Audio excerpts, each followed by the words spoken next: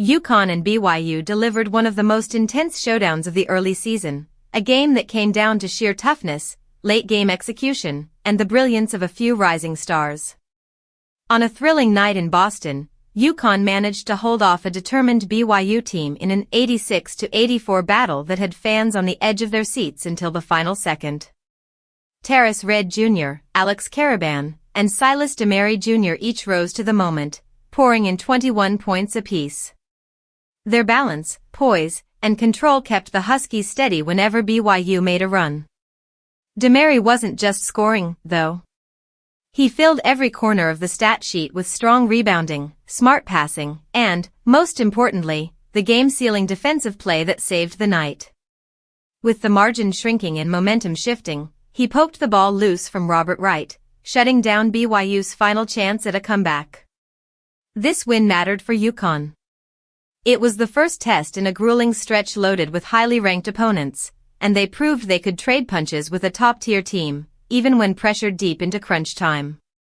Their ball movement was sharp, finishing with more than 20 assists on just 30 made shots, a sign of patience and trust in their system. But BYU did not make any part of this game easy.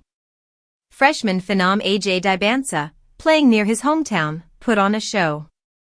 He attacked the rim, hit tough shots, and kept the Cougars alive with a team-high 25 points. Every time UConn tried to pull away, Dybantsa answered with fearless offense. His late layup sliced the lead down again, keeping the arena buzzing and the Huskies sweating. Richie Saunders added steady scoring, and Wright III found his rhythm as well. All of this happened with BYU missing two key players, including their starting point guard, who was serving a suspension.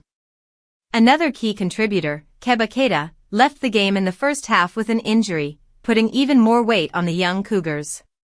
But they stayed composed and kept firing until the final whistle. In the closing moments, Dawson Baker drilled a deep shot to tighten the score, and BYU looked ready to force overtime.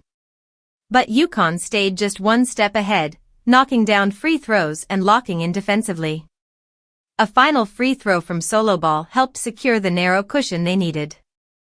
UConn now turns toward another massive showdown with Arizona, while BYU prepares to host Wisconsin. If tonight was any indication, both teams are gearing up for seasons filled with drama, grit, and must-watch basketball.